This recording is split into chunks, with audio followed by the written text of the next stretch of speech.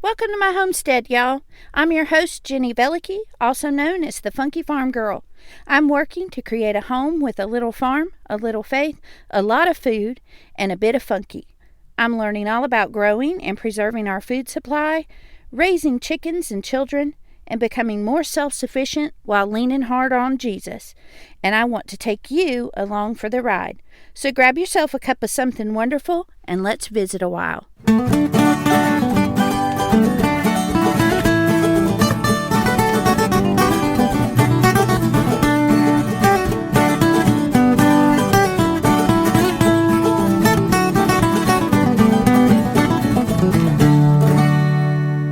Hey y'all, welcome back to the Funky Farm Girl podcast. I'm your host, Jenny Velicky, also known as the Funky Farm Girl, and I'm so glad that you're with us this week.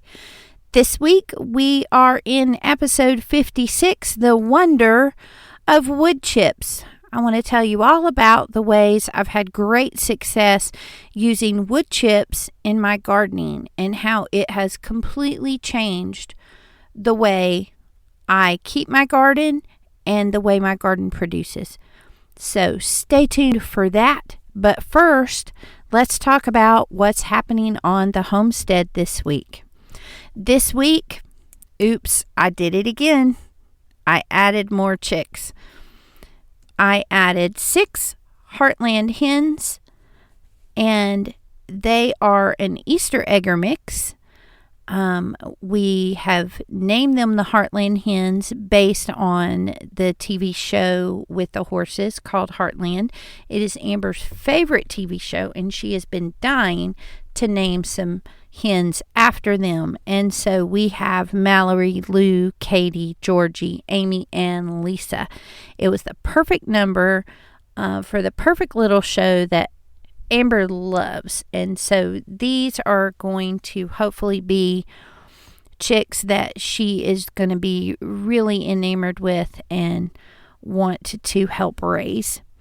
Like I said, they're Easter egger mix, so we will get blue or green eggs hopefully from them come September, maybe early October. That brings our current chicken count to 32. Yes, 32 chickens. Right now we have 16 layers and 16 growing chicks that will begin laying at various points of the summer. Our oldest chicks will start laying the end of July, 1st of August, and then we have some about mid-September, and then these new ones will be into September, 1st of October. So stay tuned to Instagram to see all the beautiful eggs from all the chickens, both the ones we have now and the ones that will lay in the future. Also this week, we laid wood chips on Gracie's tomato patch. Our neighbors were having some trees trimmed, and I went over and asked the crew if the homeowners had requested that they leave the wood chips, and they said no, they had not. And I requested that they drop them in our yard instead, and they were more than happy to do that. And so they dropped them right beside of Gracie's tomato patch. If you remember, she's growing these tomatoes so that she can have a roadside market stand this summer, and her tomato patch was in need of some attention. And so while she was gone on her senior trip this week, I was able to get those wood chips and spread them out and get her tomato patch looking good. So we are so excited to have that project done and crossed off the list. And now let's get in today's episode. Speaking of wood chips, I said that we got wood chips for Gracie this week, and you may be wondering, why in the world am I putting wood chips on my tomato garden? Let me give you some of the benefits of using wood chips. There's a lot of good reasons, but number one, you're going to have fewer weeds. The weeds are going to be smothered and covered by the wood chips, and as they're breaking down, they're going to also break down the weeds that are underneath, especially if you use the Back to Eden method, which we'll talk about more in depth in this episode. And so you're going to have fewer weeds. And then when you do have weeds, the seeds are going to be, for the weeds are going to blow through the air and they're going to land on top of that mulch, on top of those wood chips, and they're not going to be able to germinate real well. And if they do, their roots are going to be super shallow and you're able to just pluck them up. On top of that, you're going to have a lot less watering because these wood chips are going to hold in the water and they're going to keep the soil cool so the soil stays moist for a lot longer time. Not only does that cut down on your watering, but when you do have weeds, they pull up much, much easier because the soil is moist rather than hard and dry and compacted. On top of that, you're going to have fewer pests because this whole wood chips thing is also just one component of permaculture practices that we just had a whole series of just last month. And so if you need a refresher course, you can go back and check out any of those episodes in our permaculture series. But overall, this is going to result in a lot fewer pests in your garden because, one, you're going to be smothering the weeds and you're also going to be smothering the little grubs and things that and larvae in your garden, and so they're not going to have as hospitable of an area to grow in, and so you're not going to have as many of the pests as you would in a conventional tilled soil uncovered garden.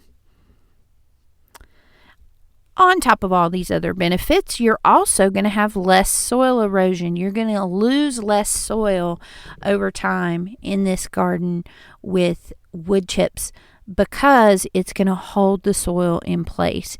It's not going to erode away. The only loss that you will have at all is that as those wood chips break down, they're going to break down the soil underneath it, and it's going to make nice, lovely compost.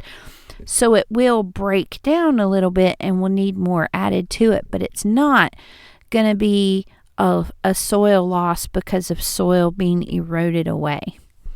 And so if you are concerned about erosion, this is something that I have to think about in my own garden because our land is sloped, and so one side of the yard is higher than the other and it slopes downward, and my garden is on the last bit of that downward part, and so it's definitely at risk to lose soil if I'm not proactive in doing things to lessen the erosion.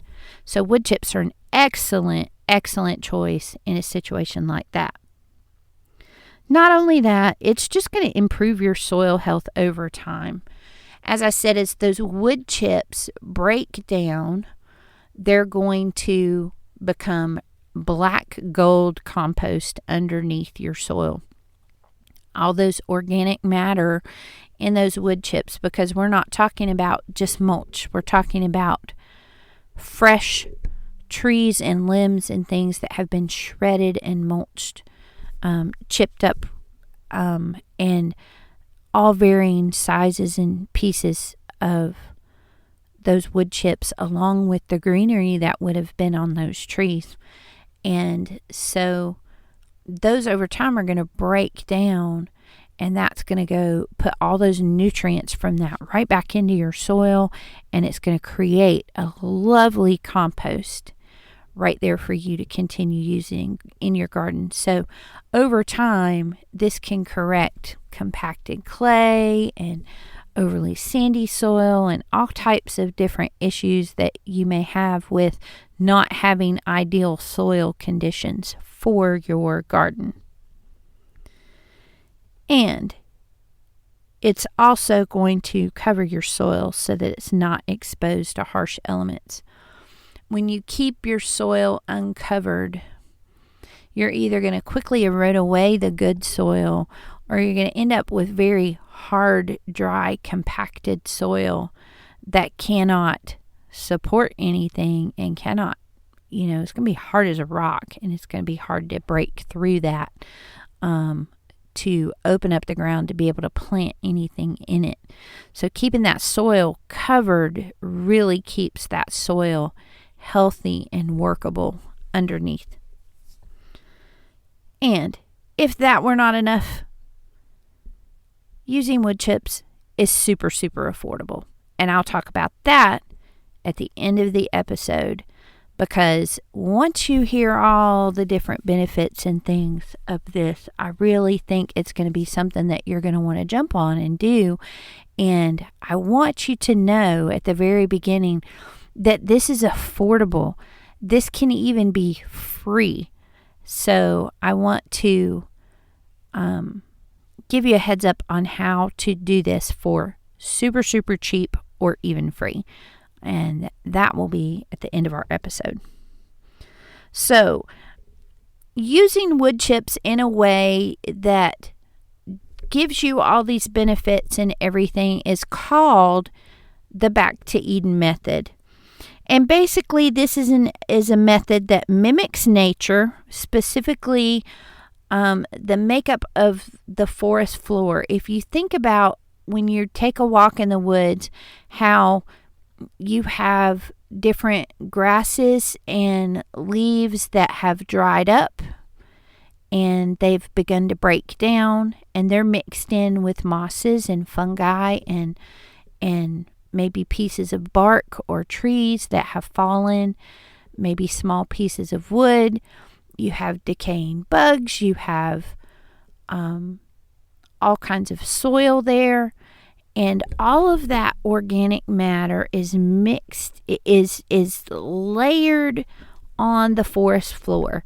So if you were to sweep away the top layer of what we would think of as debris, the leaves and the dead grasses and things, and the twigs and the bark and the pieces of wood chips on top, underneath that you're going to find a very rich and fertile and healthy soil.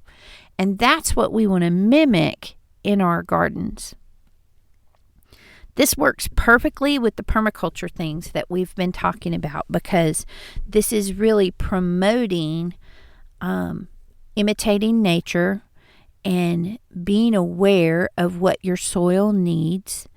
And this is a very easy and simple way to give your soil what it needs, keep what needs to stay there, and to repel the things that you want to stay away, like pests and weeds. And it's a good way to hold on to the water, which is another good permaculture principle. So, how exactly do we do the Back to Eden method? Well, the method itself is quite simple. It's a very simple to start 3-step process. You can do it in any space, anywhere. You can start with full-on grass. You can put this on top of a garden that you've already started. You could do this in your raised beds. Really, anywhere that you would like to grow something, you can use this method and have beautiful, workable, healthy, black gold soil to grow in. So, what are these 3 steps? First of all, I want to tell you that, unfortunately, this is not the best, most optimal time to start a Back to Eden garden, because the most optimal time to start is in the fall, when your planting's done. However, there are ways that we can modify this so that those of us who are eager can start now. And then we can modify it again in the fall to include the things that we're not able to do right now. So, let me give you the rundown for what you would do in the fall, and then I'll give you some modifications of how you can adapt that and begin a Back to Eden garden now, that will give you just as many benefits as if you had started in the fall. So, ideally, like I said, we would start in the fall by marking out the area that we would like to garden in, whether that's a brand new space or maybe it's an existing garden bed or raised bed. Maybe it's a flower bed. This isn't just restricted to growing vegetables. This could be used under fruit trees. It could be used under berry bushes.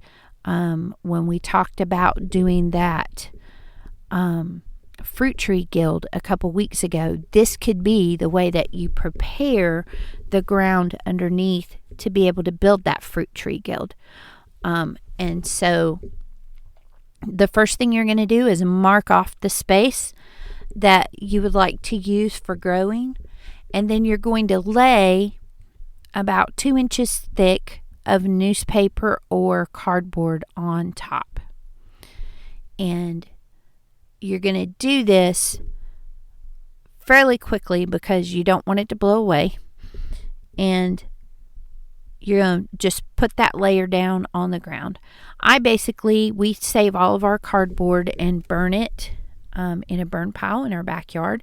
And so what I did was I just went in the garage and I filled up a wagon and I put all the cardboard in it that I could find in the garage, and I took it out there and I laid it out, and then I was ready for step 2. And step 2 is a layer of compost. Now, for us, when we first started our big garden, we didn't quite start with the Back to Eden method because I didn't know what it was. But we did first till the soil, which is not something that they recommend in Back to Eden because, as you see, it's really an unnecessary step with a lot of work involved. You can do this without having to till your soil. But we had tilled up the soil, and then we put compost down, and then we put the wood chips on top. And that was great, but we still had to do a lot of weeding.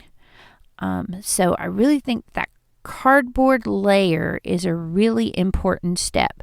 So if you're able to start this in the fall, that's where the big benefit is you're not going to have to do as much weeding and things because you're going to have the time to put down that compost, that first layer of newspaper or cardboard, and give that time to break down. And then you're going to put that layer of compost on top of that. Now, this could be any kind of compost. It could be bagged compost from the store.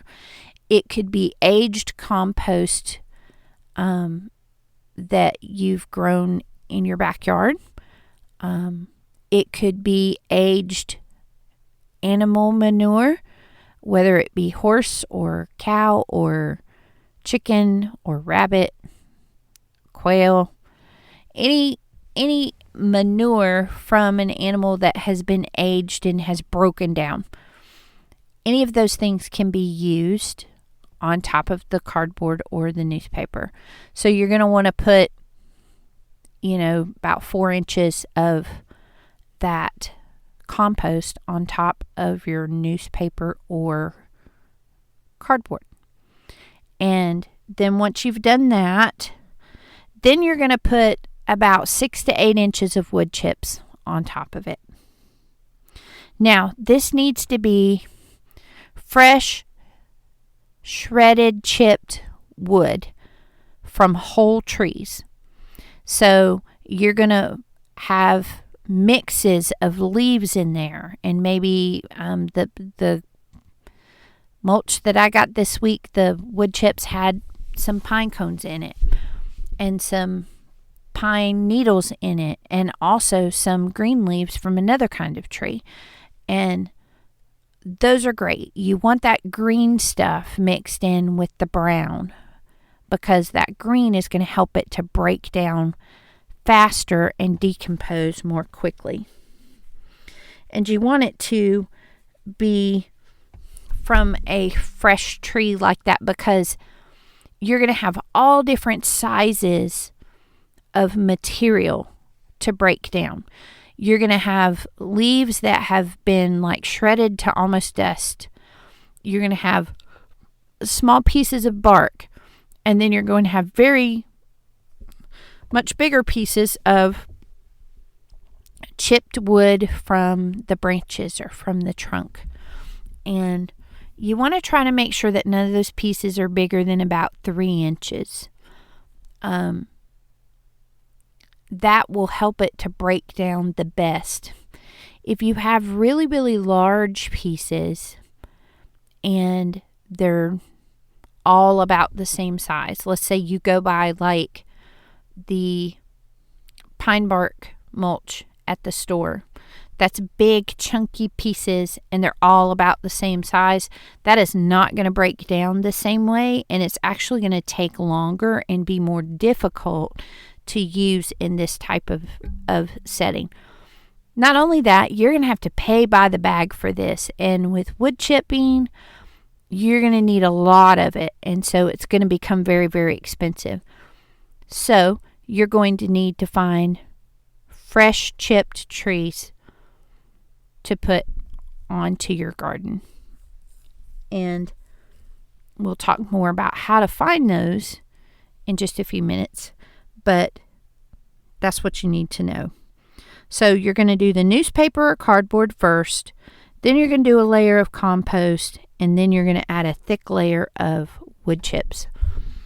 And if you're starting this at the ideal time in the fall, you're going to leave that to sit just like that all through the winter. And then when spring comes and it's time to plant, that underlayer has, number one, smothered and killed the weeds underneath. But number two, it has begun to decompose and break down and open up that layer of soil underneath. And then number three, that compost has begun to break down those wood chips. And what you're going to be left with is some amazing soil that you can do your spring planting in, and then you can add a layer of wood chips on top of that once you've got everything planted, and that will begin to break down and nourish your soil even more. So that is the ideal way that you would do it. Now, what if you're listening to this now at the end of May? Maybe you've even got your garden in the ground already, but you're like, oh, I don't want to weed and water all summer. Show me how I can do this without having to weed and water all summer. I can't put cardboard down already because I've got my stuff in the ground, but I really, really want to do this because I don't want to spend all summer weeding and watering. Well, I can help you with that. The first thing you need to do is just skip the first step for now. You're going to add a layer of compost and then add the wood chips in. And again, like I said, this is what I did the first year that I did it. And yes, I did have a little more weeding, but like I said, the weeding was much easier because the wood chips don't allow the weeds to germinate. And so what little weeds did grow had very shallow roots and were easy to just pluck right out. Plus the ground stayed moist. So I wasn't trying to pull weeds and large taproots out of a big, hard piece of ground. I was pulling things out of soft, moist soil, and soft, moist soil that had a top layer of wood chips that kept things from getting rooted too deeply as far as the weed seeds that would blow in and land on top of the mulch that we had. So, what you can do is start now with a layer of compost and then the layer of wood chips on top. And then in the fall, when you're finished with your garden, maybe you garden year round, maybe you decide that you're going to let your garden rest so that you can do this completely. Then in the fall, you layer it with the cardboard or the newspaper and a layer of compost and then a layer of wood chips on top. And again, these are layers on top. This is not mixing it into the soil. Don't give yourself more work than you need. So, once we've done that, then when it comes time, you can just push back the wood chips, plant your seeds into the soil. You want to make sure that you push back the wood chips and you plant in the soil. If you only plant your seeds into the mulch, again, just like those weed seeds, they're not going to germinate and they're not going to do very well. They need to be in the dirt. And so you push back the wood chips, you plant into the soil, and then once the plant is established, then you can bring those wood chips and push it back around the plant so that it's up to the plant and surrounding it.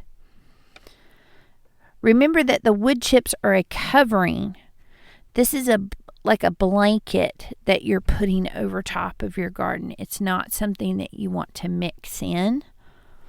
The reason you wouldn't mix it in is because when you mix it like that, then that soil has those wood chips in it. And as those wood chips break down, it's going to suck nitrogen out of your ground, out of your soil. It's not going to do that if it's sitting on top and it's gradually decaying. But when you mix it into the soil, it's going to decompose more rapidly, and that's going to use much more nitrogen, and it's going to deplete your soil of nitrogen, and it's going to keep your plants from thriving. You're going to have stunted growth. You're going to have yellow leaves. You're going to have really pathetic looking plants. So don't mix it in. Think of it like a blanket that you lay over top. Okay?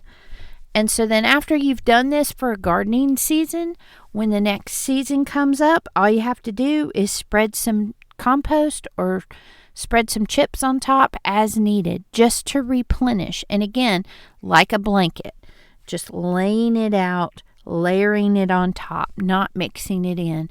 There's no tilling necessary when you're using this method.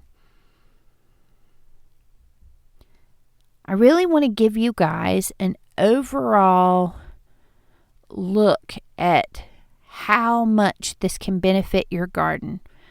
And so in the show notes, I'm going to leave a link for the Back to Eden website.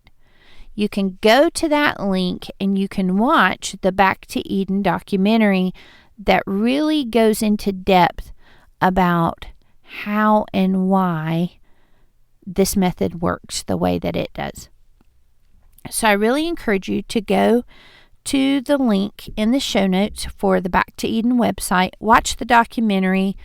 There's more information on there, and there's just a lot of resources on that website. So be sure to check that out in the show notes.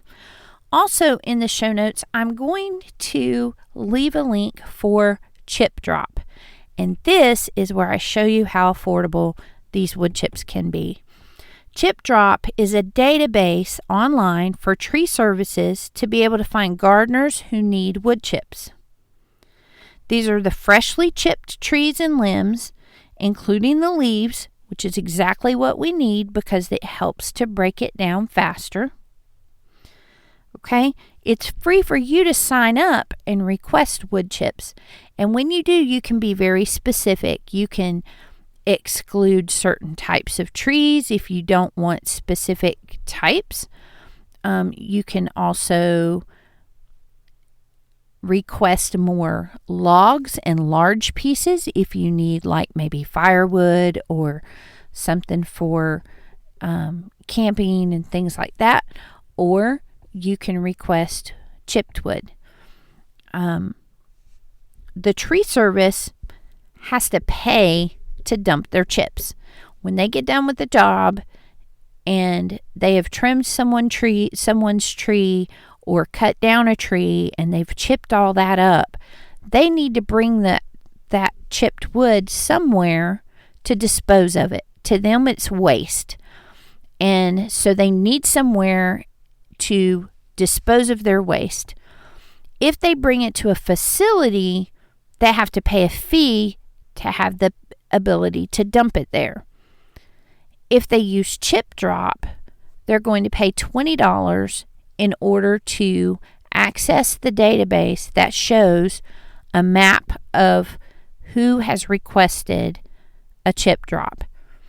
And they can pick the one that's closest to their job site and bring the chips and dump them there. That $20 is still cheaper than what they would pay to take it to a facility and drop the chips at the facility. However, you have the option of leaving the tree service a $20 tip. That is indicated on your little request. So when they look at that map and they're looking to see who they should drop this stuff off to, if they see someone's willing to pay the $20 tip, then you're reimbursing them basically for having to access the database. And it's not costing them anything at all, and they're more than happy to pick you and bring that pile of wood chips to your house. Now, if you can't afford the $20, you can put on there that you don't want to pay a fee at all, and it won't charge you anything, and you may have to wait a little longer to be picked, but you can still get wood chips for absolutely free. But I highly recommend that you pay the $20 tip, maybe even a little more if you want to. I have paid up to $40 for a truckload because I needed it right away and I wanted to be pushed to the top of the list. And I was able to get an order pretty quickly that way.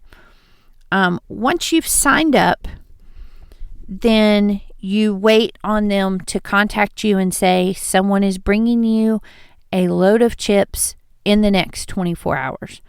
That's basically all the notice you get. When you're signing up, you have a place to be able to specify, this is where I want the chips to be left. It could be in your driveway, it could be in your front yard, whatever. They will leave them exactly where you tell them to. And they'll dump them there, and you need to be prepared for a truckload of wood chips. In this Back to Eden method, you're going to need a truckload of wood chips. You may need more than one truckload. Last year, we used 2 truckloads. And what we did was when the guy came and delivered our wood chips, I went out and thanked him for bringing them to me. And I asked him if he was doing any more work in the area. And he said, well, we had to dump this because our trailer's full, but we have more to chip at the drop that we're doing, and it's not very far from here. Would you like me to bring you the rest of it? And I was like, absolutely. So I had paid the $40 to get it right away, but I ended up with 2 truckloads and not just one, and was able to get chips really quickly that way. So you can specify, like I said, the types of trees, whether or not you want logs included or not. We put that we will accept some logs because we have a fire pit that we can easily break down wood and put it over there in the fire pit, and that makes their job a little easier and may make it more likely that you'll be selected as well. And then we offer the tip. The tip is not charged to your card until they have confirmed delivery, and then it charges you. So it's not like they're charging you the tip and then you're waiting to see if you get picked.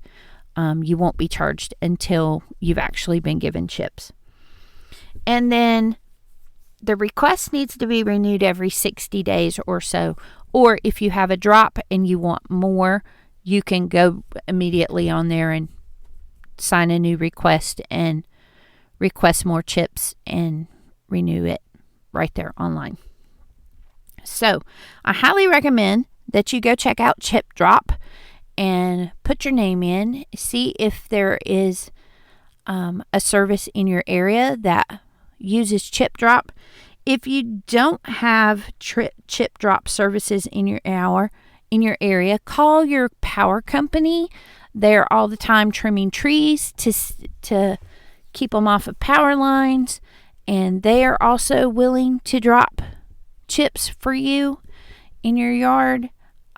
Or call your local tree services. If you don't have ChipDrop in your area, just call the tree services directly and ask them if you could be put on a list to receive wood chips, or if you could be notified when they're working in your area. And they are more than happy to do that, y'all. So, in summary, I really highly recommend that you look into the wonder of wood chips. Let's see if we can have a summer with less weeding and less watering and a lot more production with some healthier soil. All from the wonder of wood chips. If you have any feedback for me or any questions, feel free to email me, Jenny@thefunkyfarmgirl.com. That's JENNY @thefunkyfarmgirl.com, or find me on Instagram, Facebook, and Pinterest. See you next week. Thanks for stopping by, y'all. If you're inspired by what you've heard today, the best compliment you can give me is to share the Funky Farm Girl with your friends. You can stay connected by following the Funky Farm Girl on Instagram, Facebook, and YouTube. Until we meet again next week, remember to bloom where you're planted.